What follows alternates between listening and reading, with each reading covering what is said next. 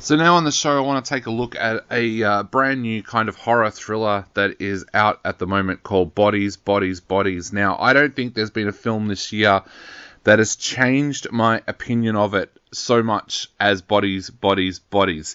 Now, when I saw the original trailer for this film, I thought, oh no, I'm going to have to watch that. I try not to go into movies with a preconceived idea, but from the trailer, I was just like, oh no, it's another one of these kind of millennial horror films that tries to push an agenda across to its audience about why millennials are right and everybody else is wrong.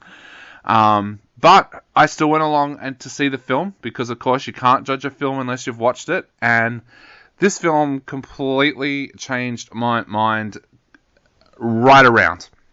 So it's directed by Helena Rain, who's done one feature film leading into this, and that was a kind of okay film. But I don't think even that prepared me for what happened with this film. So what happens with this film is it starts off with B, played by Maria Bakalova, and her girlfriend Sophie Amanda Stenberg, going to a party that is being thrown by David, played by comedian Pete Davidson, at his parents' palatial property during a hurricane. They're basically meeting there to party during a hurricane as a way to kind of escape it. Now, the first thing that hits me with this film was that I thought this would be a film where everyone was kind of the same, but everybody has their own character. So there's Alice, played by Rachel Senow, who is David's girlfriend. No, sorry, I've stuffed that up there. Sorry, yeah. As Alice, played by Rachel Senow, there's Emma, played by Chase Sue Wonders. There's Jordan, played by Myha'la Herrold, and there's Greg, played by Lee Pace. Now, Greg's probably the odd one out from these because he's an older guy, he's a veteran, and he's been brought along to this party as somebody's Tinder date. So he's the obvious odd one out. Now, what happens is basically as soon as B and Sophie arrive, B realizes that something is up. People are not expecting Sophie to be there. They seem to be her friends, but have something against her. People start to warn B to be careful being with Sophie, which you can either take as a warning of infidelity or a warning of something more sinister. And then something more sinister does happen. They play a game of bodies, bodies, bodies, which is not a game I think we play here in Australia, certainly not when I was growing up, but it's basically a whodunit kind of game. Someone is picked to be the murderer, and they go around and tap people on the shoulder, and the person dies. And when you find a body, you yell out, bodies, bodies, bodies.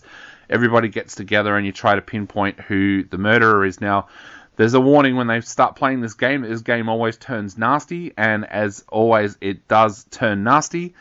And then one of the characters ends up actually dead. And for the remainder of the film, it is everybody blaming everybody else for who is the murderer. But it works so well because this film, in a sense, and I don't know how many millennials who go along to check out this film are going to get this. This film is making fun of them. It's making fun of the attitudes of the millennials. It's making fun of how they react to things, how they speak, just about everything really, which is kind of an interesting take that the director and the writers Sarah Dilapi and Kristen Rupranan have done, but it actually works amazingly well. This is one of those films that actually mixes comedy and horror together sensationally well. There was people laughing in our cinema all throughout, and laughing for the right reason, not laughing because the horror was lame or anything like that.